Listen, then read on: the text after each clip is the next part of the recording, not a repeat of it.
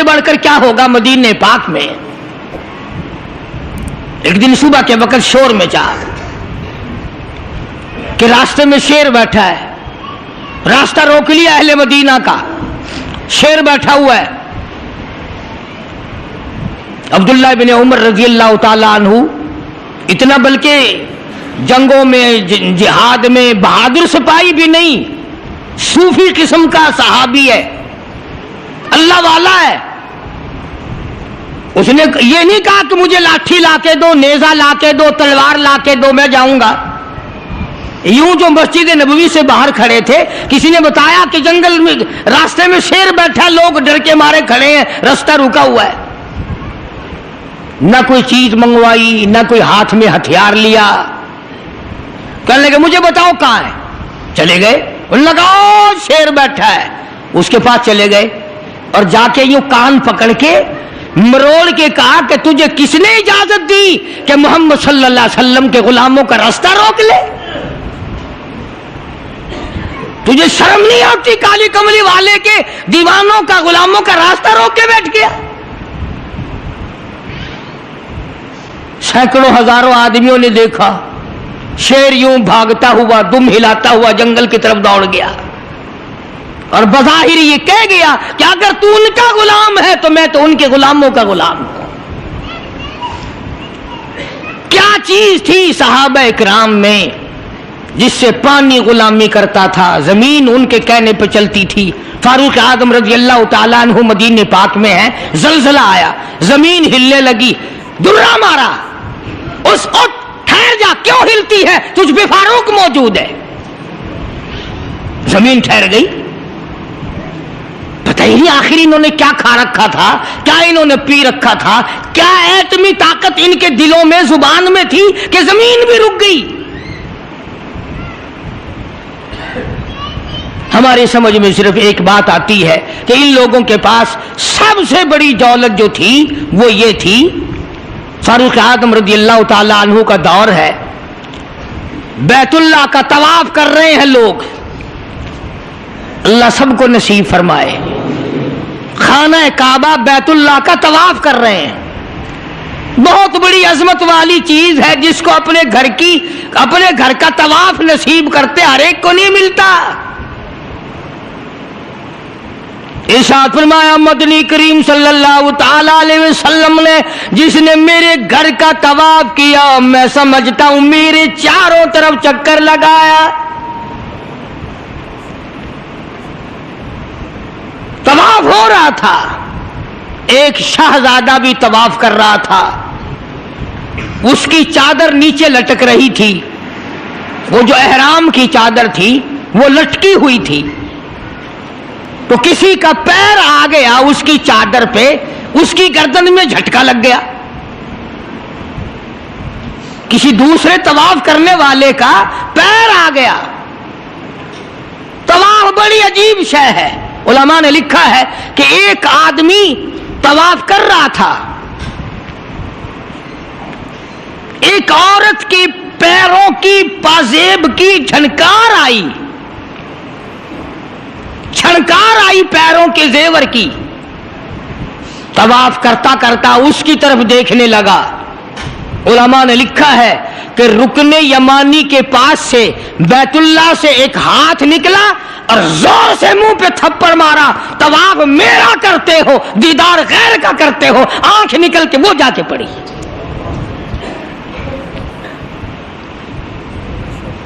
طواف میرا کرتے ہو اور زیارت غیر کی کرتے ہو, آنکھ نکال دی, تھپڑ لگا.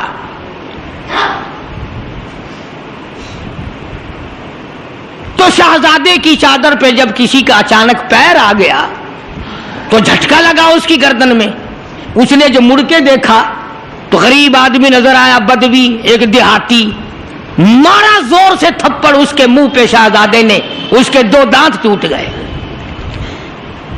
کہ تم نے میری چادر دبا دی, میری گردن میں جھٹکا لگ گیا, تم نے چادر دبائی میری. طواف ختم کر کے وہ دیہاتی جو تھا, نوجوان بیچارہ غریب آدمی, اس نے جا کے فاروق اعظم کے یہاں فریاد کر دی کہ فلاں شہزادے نے تھپڑ مارا اور چادر پہ میرے پیر آ گیا تھا, خیر इरादी तौर पर मैंने जान के नहीं उसकी चादर पे पांव रखा, मुझे क्या फायदा था, लेकिन उसने थप्पड़ मारा, मेरे दांत निकल गए। वो तो फारूक आजम का जमाना था कि आजकल का दौर तो था नहीं कि अच्छा भाई कमेटी बनाएंगे ऐसी भी जो थप्पड़ मारने वालों को पूछा करेगी कि तुमने थप्पड़ क्यों मारा।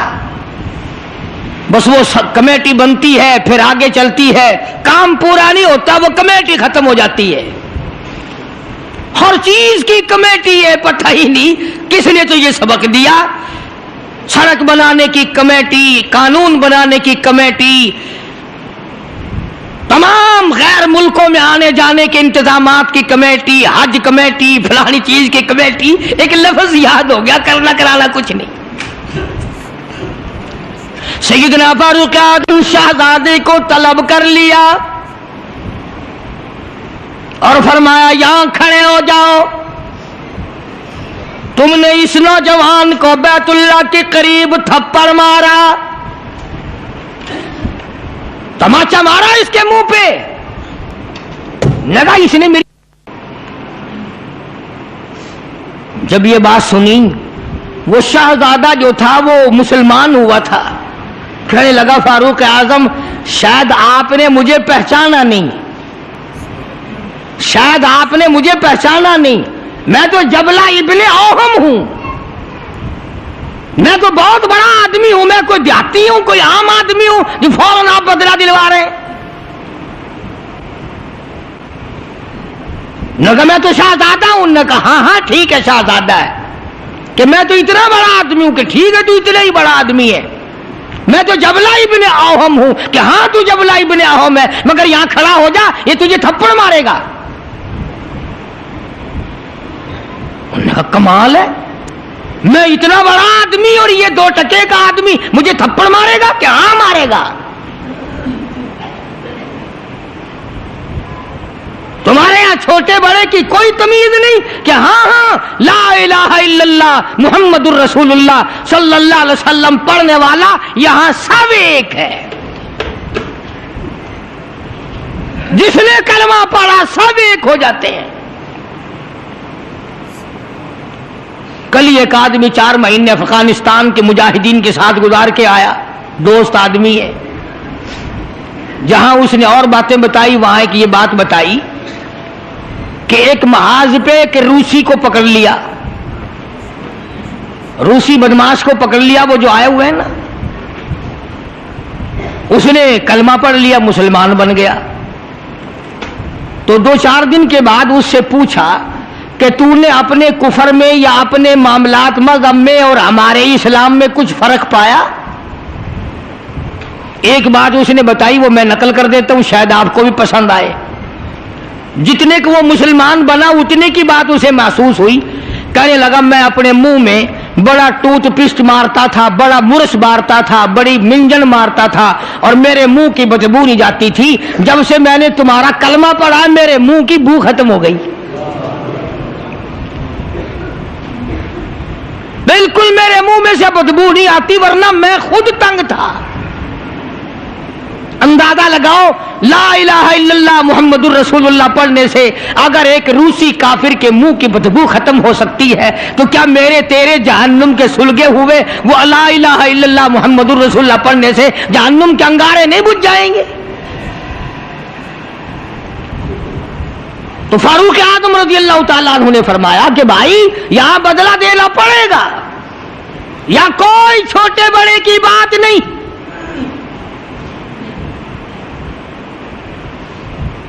चुनाचे फारूक आज़म रज़ियल्लाहु ताला अन्हु की अदालत से घबराया, और इस बात से वो घबराया कि यहां इतना अदल, इतना इंसाफ, किसी का कोई लिहाज नहीं, सबके लिए एक कानून और एक मसावी हुकूक और सबके लिए एक सा दर्जा रखा हुआ है। चुनाचे मुर्तद तो हो गया, काफिर दोबारा हो गया, मुर्तद हो गया, और इस बात को पसंद न किया कि शाहजादा बादशाह का बेटा एक देहाती के हाथ से थप्पड़ खाए और बदला दे। تو سیدنا فاروق اعظم رضی اللہ تعالی عنہ نے یہ ثابت کر دیا کہ مسلمان بادشاہ کے سامنے، مسلمان عدالت کے سامنے تمام چھوٹے بڑے امیر غریب ایک ہیں، یہاں کسی کی چھوٹے بڑے کی رسائی نہیں ہونی چاہیے۔ بلکہ عہد فاروقی نے اس قسم کی مثالیں قائم کی، اس قسم کی مثالیں قائم کی۔ جنگ میں، جہاد میں رشتہ دار سامنے آ گئے۔ فاروق اعظم رضی اللہ تعالیٰ عنہ کو خود نبی کریم صلی اللہ علیہ وسلم نے دیکھا کہ سگا ماموں ہے اور اس کو نیچے ڈال رکھا ہے اور پیر کے نیچے پیر دبایا ہوا ہے اور ایک ہاتھ میں پیر پکڑ کے اپنے ماموں کو بیچ سے پھاڑ رہے ہیں۔ فاروق اعظم بیچ سے چیر رہے ہیں تو نگاہ پڑی محمد کریم صلی اللہ علیہ وسلم کی، فرمایا اے عمر یہ تو تیرا ماموں ہے۔ عرض کی آقا جب تک آپ سے نہیں جڑی تھی یہ سب مامے نانے تھے، اور جب آپ سے جڑ گئی اب تو یہی دین ہے، یہی دنیا ہے، جو تیرا ہے وہ میرا ہے، جو تیرا نہیں وہ میرا نہیں۔ وہ اپنا رشتہ دار ہی نہیں جو تیرے دروازے کی غلامی نہیں کرتا۔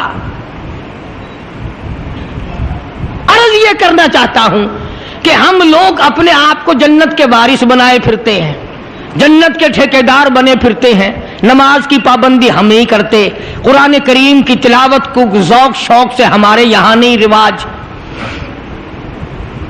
میں تو دیکھتا نہیں کہ کوئی عورت دن میں منہ بناتی ہو کہ آج ہمارے گھر میں کسی نے تلاوت نہیں کی، ہمارے گھر میں آج لعنت برسی ہوگی رحمت کے بجائے۔ پورے سال میں اگر گھر میں قرآن کی تلاوت نہ ہو، عورت کو افسوس نہیں، مرد کو افسوس نہیں، بڈھی مائی نہیں افسوس کرتی، کوئی چھوکری افسوس نہیں کرتی کہ ہمارے پورے گھر میں قرآن پڑھنے والا ایک بھی نہیں، اور یہ آج نہیں پڑھا گیا۔ کیوں نہیں پڑھا گیا؟ نماز کی طرف سے کوئی افسوس نہیں کرتا۔ ظلم و زیادتی کر کے گھروں میں کتنا ہی لا کے دے دو، کوئی یوں کہنے کو تیار نہیں کہ تمہیں یہ ملا کیسے ہے، تم نے یہ حاصل کیسے کیا ہے۔ عرض کرنے کا مقصد میرا یہ تھا، بے شک نماز روک دیتی ہے بے حیائی اور بری باتوں سے، مگر وہ بھی نماز ہونا، نہ ہم نماز دل سے پڑھتے ہیں، نہ زکوٰۃ صحیح معنوں میں ادا کرتے ہیں، اور ان سب کی روح اور جڑ جو ہے وہ ہے انصاف مہیا کرنا۔ قتل کے بدلے قتل ہو، چور کا ہاتھ کٹے، شرابی کو کوڑے لگیں۔ ہم تو اخبار میں سن لیتے ہیں کہ فلاں جگہ شراب کی بھٹی پکڑی گئی، فلاں جگہ شراب پیتے ہوئے پکڑ لیے، مگر یہ کانوں نے آج تک سنا ہی نہیں کہ اس کی وجہ سے کوڑے لگے۔ زنا کی سزا ملی، شراب کی سزا ملی، چور کو فلاں سزا ملی، وہ ہم نہیں سن پاتے ہیں۔ اندر ہی اندر افسر لوگ جو گھپلا مچاتے ہیں وہ تمام کے تمام معاملات کو اڑا کے رکھ دیتے ہیں، اور یہی وہ چیز ہے جس کا قرآن کریم مخالف بنتا ہے۔ قرآن کریم نے للکار کی آواز دی، فرمایا بڑے بڑے لوگ جب ہیرا پھیری کیا کرتے تھے، وَمَن لَّمْ يَحْكُم بِمَا أَنزَلَ اللَّهُ فَأُولَٰئِكَ هُمُ الْكَافِرُونَ۔ یہ وہ لوگ ہیں جنہوں نے اللہ کے نازل کردہ کام کے خلاف فیصلے کیے، تمام خلاف اس کی عدالتیں قائم کی، پرواہ نہ کی، سوچا تک نہیں۔ کہیں فرمایا وَمَن لَّمْ يَحْكُم بِمَا أَنزَلَ اللَّهُ فَأُولَٰئِكَ هُمُ الْفَاسِقُونَ۔ قرآن کہتا ہے جو لوگ میرے قرآن کے خلاف بیٹھ کر فیصلہ کرتے ہیں، اللہ کہتا ہے یہ فاسق ہیں، یہ فاجر ہیں، یہ بدکار لوگ ہیں۔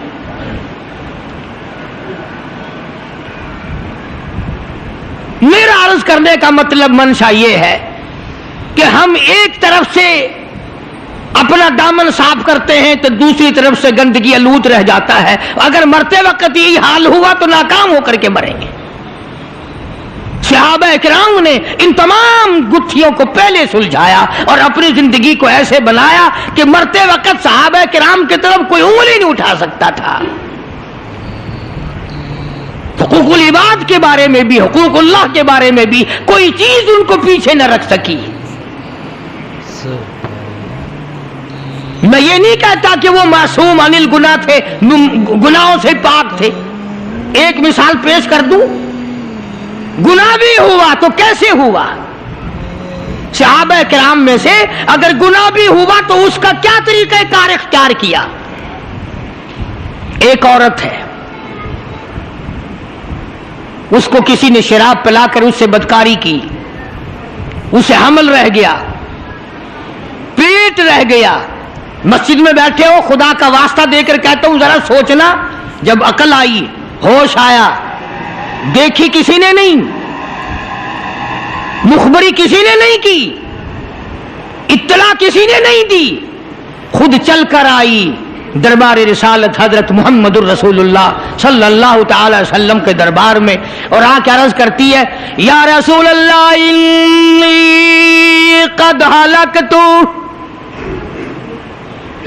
طاہرنی, کالی کملی والے مجھے پاک کر دے, مجھ پہ اسلام کی حد جاری کر, میں ہلاک ہو گئی, میں برباد ہو گئی, گناہ کر بیٹھی. کتنا خوف ہے اللہ کا, کتنا ڈر ہے اللہ کی عدالت کا. سرکار دو جہاں حضرت محمد الرسول اللہ صلی اللہ تعالی علیہ وسلم نے یوں منہ پھیر لیا, پتہ نہیں کس حال میں عورت یہ بات کہہ رہی ہے.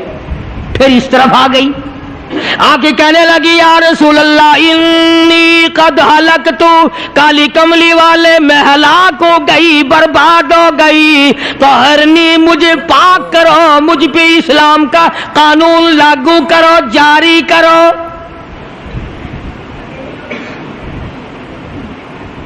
آپ نے فرمایا کچھ پی کے تو نہیں آئی اس وقت؟ کہتے نہیں. کوئی نشہ تو نہیں؟ کہ نہیں. کسی نے تجھے یوں ہی برنگیختہ تو نہیں کر دیا؟ کہتی ہے نہیں. کہنے لگی مجھے حمل بھی ہے. فرمایا اچھا اب حد نہیں تجھ پہ جاری کی جا سکتی, گناہ تو نے کیا, بچے نے تھوڑے ہی کیا, وہ بھی تو ساتھ مرے گا, اس کا جواب عدالت خداوندی میں کون دے گا؟ چلی گئی.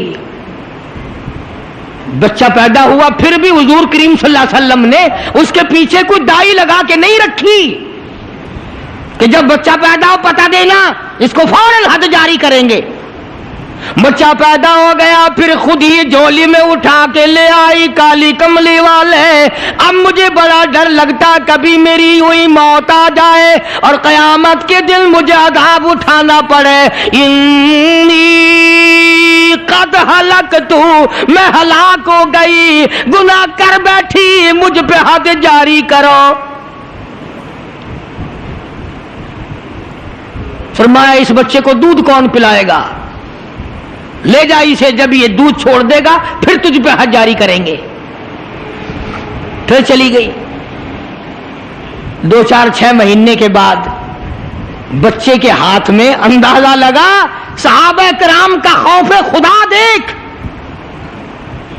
سرکار مدینہ صلی اللہ علیہ وسلم کے غلاموں کا تقویٰ دیکھ, پرہیزگاری دیکھ, ان کا دنیا میں گزران دیکھ. 2-4 مہینے کے بچے کے ہاتھ میں ٹکڑا دے کر اور لا کے حضور کی خدمت میں بٹھا دیا اور ہاتھ جوڑ کے کہنے لگی کالی کملی والے آج واپس نہیں جاؤں گی, اب تو یہ روٹی کھانے لگا ہے, یہ میرے منحوس قدم اللہ کی پاک زمین پہ نہیں پڑنے چاہیے.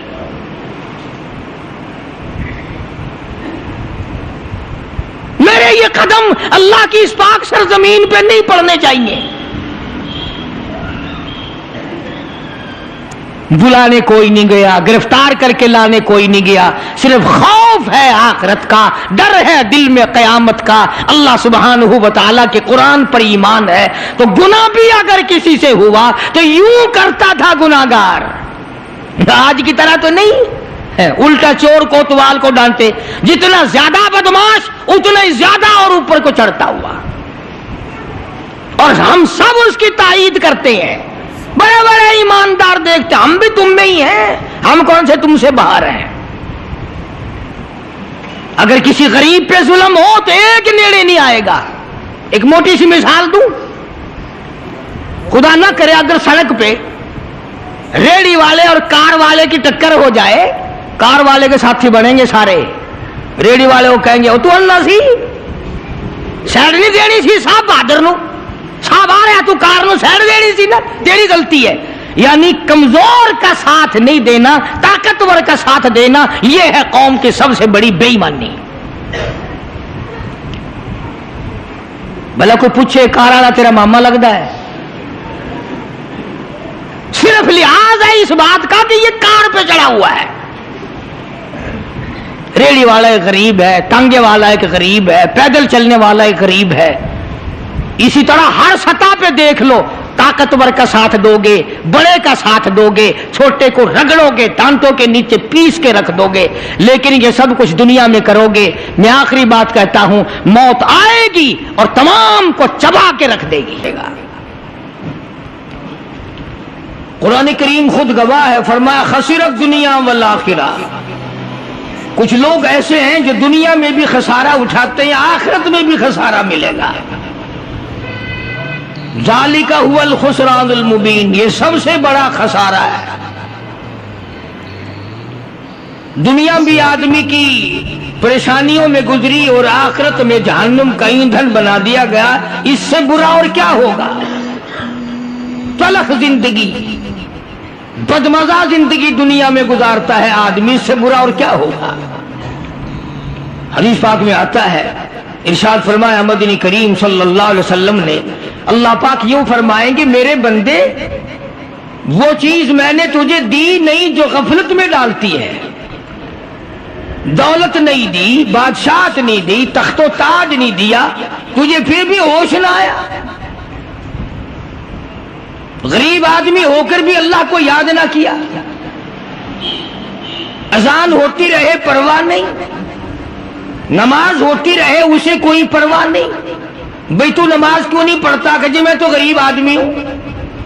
یہ اچھا جواب ہے کہ میں تو غریب آدمی ہوں، نوٹ لگتے ہیں نماز پڑھنے میں۔ عرض یہ کرنا چاہتا ہوں کہ ہم لوگ بجائے آگے بڑھنے کے اس قدر پیچھے ہوتے چلے گئے کہ اب ہمارا نہ دنیا میں کوئی مقام ہے اور آخرت میں بھی خسارہ ہی معلوم ہوتا ہے۔ اللہ والوں نے اتنی محنت کی، اتنی کوشش کی، دین کو پروان چڑھانے میں کوئی کسر اٹھا نہ رکھی، اپنے اپنے وقت میں جو ایک انسان کے بس میں ہو سکتا تھا اللہ والوں نے وہ کر دکھایا، کبھی اس سے گریز نہ فرمایا۔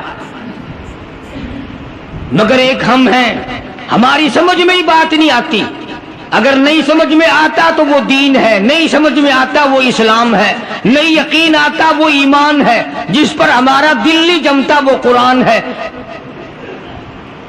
پھر کیسے بات بنے؟ اس لیے ارشاد فرمایا مدنی کریم صلی اللہ تعالی علیہ وسلم نے، او لوگوں تمہارے سامنے ایسا وقت آ پہنچے گا، ایسے حالات آ پہنچیں گے، اس طرح کا ماحول تمہارے سامنے پیدا ہو جائے گا، معاشرہ اتنا بگڑ جائے گا، لوگ اپنے آپ کو بہت بڑا مسلمان سمجھیں گے، یہاں تک حالات بگڑیں گے، جنازہ کوٹھی سے نکلے گا، جنازہ بنگلے سے نکلے گا، جنازہ بہت بڑی عمارت سے نکلے گا، جنازہ ڈیرے سے نکلے گا، جنازہ شاہی محل سے نکلے گا، مگر کالی کملی والے نے فرمایا ایمان کی رتی مرنے والے کے پلے موجود نہ ہوگی۔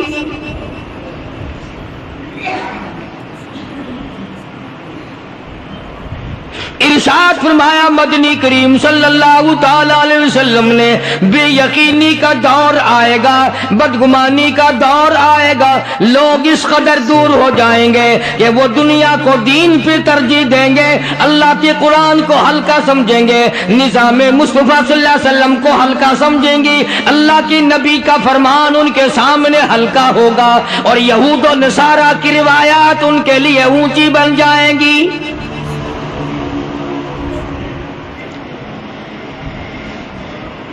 صحابہ کرام رضوان اللہ تعالی علیہ مجمعین نے ان ساری منزلوں کو عبور کیا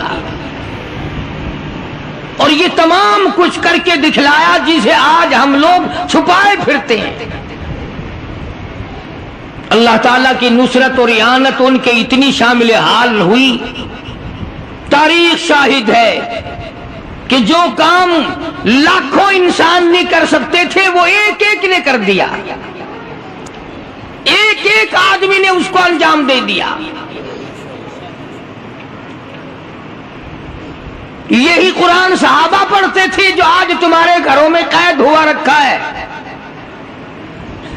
صحابہ کرام یہی کلمہ پڑھتے تھے جس کو تم پڑھ کے آج خوش نہیں ہوتے، تمہیں اس کلمے کی قدر نہیں، قرآن کی قدر نہیں، ایمان کی قدر نہیں۔ چار آنے کی قیمت تمہاری نظروں میں ہے مگر قرآن کی آیت کی کوئی قدر نہیں۔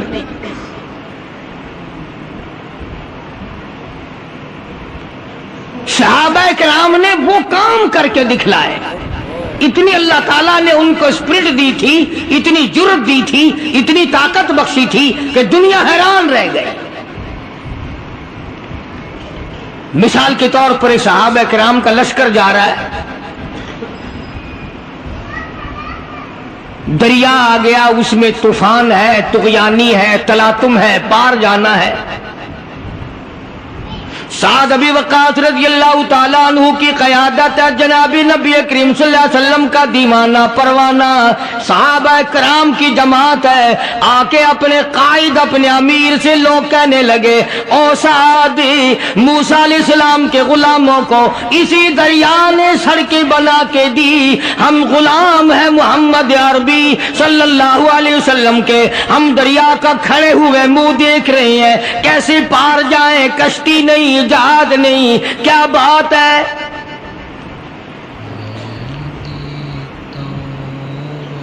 حضرت سعد ابی وقاص رضی اللہ تعالیٰ عنہ نے فوراً اٹھ کے اللہ پاک کے حضور میں عرض کر دیا، الہ العالمین کالی کملی والے صلی اللہ علیہ وسلم کے غلام ہیں، محمد عربی صلی اللہ علیہ وسلم کے غلام ہیں، پار جانا چاہتے ہیں، دریا کا راستہ بڑا خطرناک ہے، بڑا طوفان ہے، بڑا تلاطم ہے، بڑی طغیانی ہے۔ تاریخ شاہد ہے صحابہ کرام کے سامنے دریا نے سڑکیں بنا کے پیش کر دی۔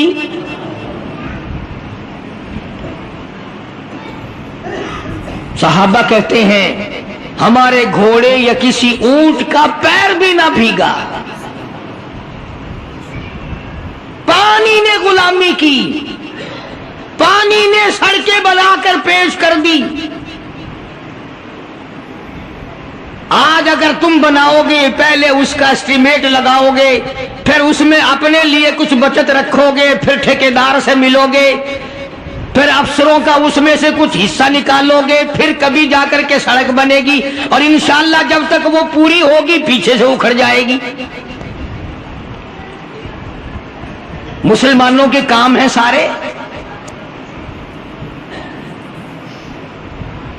صدارتی حکم میں پیران پیر جناب صدر ضیاء الحق صاحب نے نماز کا حکم دیا ہے، الحمدللہ بڑی خوشی کی بات ہے، سارے نماز پڑھو، اللہ اللہ کرو، بڑی اچھی بات ہے۔ مگر حضرت سوال تو یہ ہے کہ یہ نماز بھی پڑھتے رہیں گے اور حرام بھی کھاتے رہیں گے تو نماز کیا کرے گی ان کا؟ بھائی ان کا تو علاج کرو پہلے کچھ، یا تو علاج ان کا ناممکن ہے یا کرتے نہیں۔ جتنے یہ بڑے بڑے محکمے ہیں اور عملے ہیں، یہ نماز پڑھوائیں گے یا پڑھیں گے؟ ان کے بس کا کوئی سا کام بھی نہیں ہے۔ جن کی روح میں انگریز کی گھٹی پڑ گئی، جن کے رگ و ریشوں میں حرام جم گیا، تم اس سے کیسے چھڑاؤ گے؟ حضرت سعد ابی وقاص رضی اللہ تعالیٰ عنہ کی قیادت میں سارا لشکر پار نکل گیا، پھر پانی مل گیا۔ حضرت سعد رضی اللہ تعالیٰ عنہ نے ایک بڑے میاں کو دیکھا، دریائے قلزم، دریائے نیل کے کنارے پہ کھڑا ہوا، بیٹھا ہوا ایک صحابی رو رہا ہے۔ حضرت سعد رضی اللہ تعالیٰ عنہ نے پوچھا ما تبکی یا ایھا الشیخ، اور بڑے میاں تجھے کیا ہوا، تو کیوں رویا؟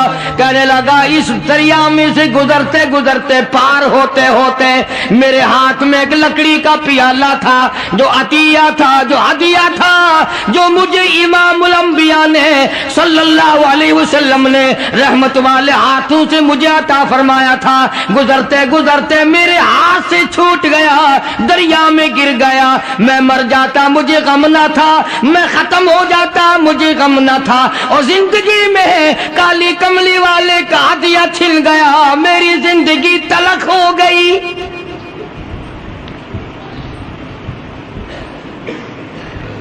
کسی کو بادشاہ کا ہدیہ ملا ہوگا، کسی کو وزیروں کا ہدیہ ملا ہوگا، کسی کو امیروں کا ہدیہ ملے گا، مجھے شہنشاہ کائنات نے ہدیہ دیا، رحمت والے ہاتھوں سے ہدیہ دیا، لکڑی کا پیالہ دیا، میں اسے جان سے زیادہ عزیز رکھتا تھا اور مجھ سے دنیائی میں چھن گیا۔ اور مسلمانوں، نبی کریم صلی اللہ علیہ وسلم کا دیوانہ لکڑی کے پیالے کیوں رو رہا ہے؟ وہ مجھ سے الگ کیوں ہو گیا؟ ہم ساری زندگی میں کبھی نہ روئے، اللہ اور نبی کا عطا کردہ قرآن ہم سے الگ ہو گیا۔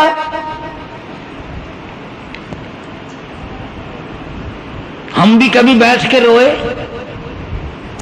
کہ یار اتنا بڑا قرآن ہے، اس میں میرا کوئی حصہ نہیں، مجھے سورت یاسین بھی نہیں آتی، مجھے سورت ملک بھی نہیں آتی، مجھے قرآن کریم کا سپارہ بھی نہیں آتا۔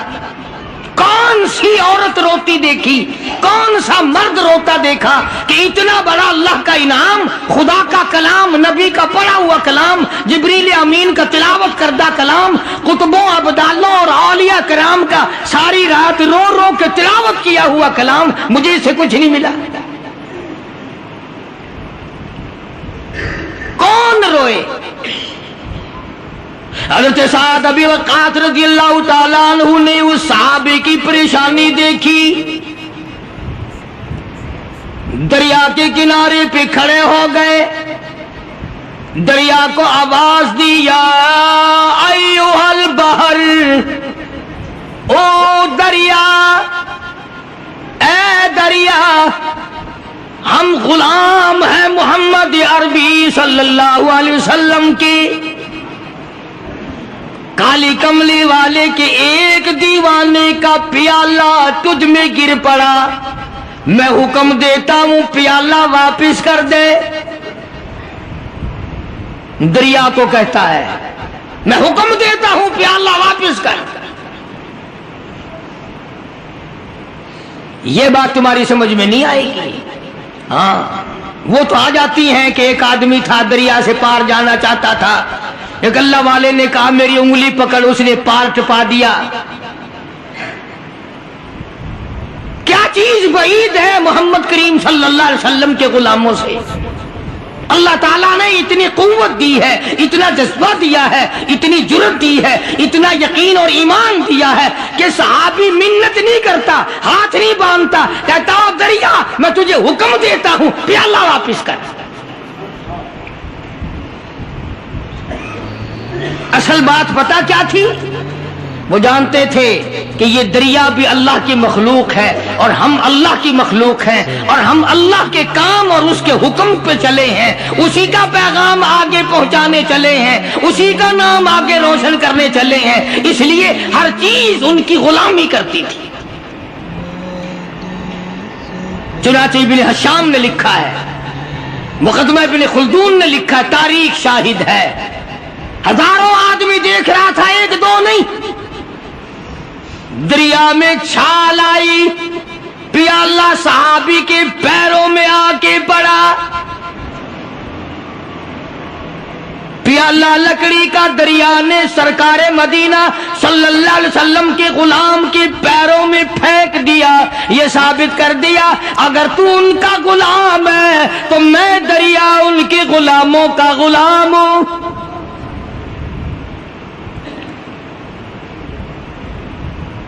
کس قدر کامیاب ہوئے دنیا میں، اور دین کی کامیابی تو ان کے لیے ہے ہی، اور اس پر فخر نہیں کیا کسی صحابی نے کہ صاحب ایسا ہوا ایسا ہوا۔ यहां से चले, आगे सफर तय करते करते शाम हो गई। घिनौने जंगल में शाम आई। उस जमाने में बड़े दूर दूर बस्तियां शहर हुआ करते थे। शाम करीब आई तो सहाबा इकराम ने पड़ाव डाल दिया, डेरा डाल दिया। कुछ आदमी जंगल में मिले, उन्होंने कहा आप लोग यहां ना ठहरे, यहां ना कयाम करना। उन्होंने कहा क्यों? कि बड़े बड़े मूजी जानवर हैं यहां, हाथी हैं, चीते हैं, भगियाड़ हैं, शेर हैं, खा जाएंगे तुम्हें। साहब इकराम ने कहा कि ये बड़ा मुश्किल मसला कि हमें कोई खा जाए। हजरत साद अबी वक्कास रज़ियल्लाहु ताला अन्हु ने एक जवान को हुक्म दिया, दरख्त पे चढ़ के आवाज लगाओ। आज हमारी अकल नहीं मानती कि ऐसा हुआ होगा। एक नौजवान को हुक्म दिया, दरख्त के ऊपर चढ़ जाओ, आवाज लगाओ। दरख्त के ऊपर चढ़कर अल्लाह वाले ने आवाज लगाई, ओ हाथियों, ओ जंगल के शेरों, ओ भगियाड़ों, ओ चीतों, ओ बड़े बड़े मूजी जानवरों, हम गुलाम हैं मोहम्मद अरबी सल्लल्लाहु अलैहि वसल्लम के, और हम रात को यहाँ क़याम करना चाहते हैं। इसलिए मैं हुक्म देता हूँ इस रात के लिए जंगल को खाली कर दिया जाए। तारीख शाहिद है, हाथी, चीते, भगियार, शेर, बड़े बड़े मूजी जानवर चीखों पुकार करते हुए 5-10 मिनट में जंगल से बाहर हो गए। क्या बात थी इन हजरात में? आखिर वो कौन सी चीज थी जिसका वास्ता ये लोग हर वक्त दरिया इनकी गुलामी करे, मूजी जानवर इनकी गुलामी करें, जंगल के भगियाड़ और शेर, चीर फाड़ने वाले जानवर इनकी गुलामी करें, और आज हम मुसलमान उनकी गुलामी करने के बजाय उनके नक्शे कदम पे चलने को तैयार नहीं। एक वाकया नहीं, हजारों वाकयात हैं सहाबा इकराम के जो उन्होंने अपनी जिंदगी में इस किस्म का नस्बुल ऐन अपनाया, इस किस्म का तरीका कार उन्होंने अपनाया कि पूरी दुनिया उनके कदमों के नीचे आ गई। और हेलो व्यूअर्स, माशाल्लाह, सुभान अल्लाह, जज़ाकल्लाह, welcome back to our channel Mohammad सल्लल्लाहु अलैहि वसल्लम 2M पर 2 मिलियन पर आप देख रहे हैं कारी हनी मुल्तानी साहब का ये बयान। एक नेक बुजुर्ग अल्लाह वाला का वाक़या और एक शेर की कहानी। मदीना पाक में एक शेर ने लोगों का रास्ता रोक लिया, तो वहाँ पर एक अल्लाह वाले नेक बुजुर्ग की आमद हुई तो शेर ने रास्ता छोड़ दिया। इस हवाले से बयान था खूबसूरत अंदाज के साथ, खूबसूरत आवाज़ के साथ, जो कि बयान फरमाया कारी हनी मुल्तानी साहब ने अपने अंदाज में, अपने असल अंदाज में, खूबसूरत लहजे में। तो आप लोगों को कैसा लगा है बयान बताना है आपने कमेंट सेक्शन में कमेंट ज़रूर करके, ताकि हमारी हौसला अफजाई के। इंशाल्लाह मिलते हैं नेक्स्ट वीडियो में, नेक्स्ट बयान में। तब तक अल्लाह हाफिज़।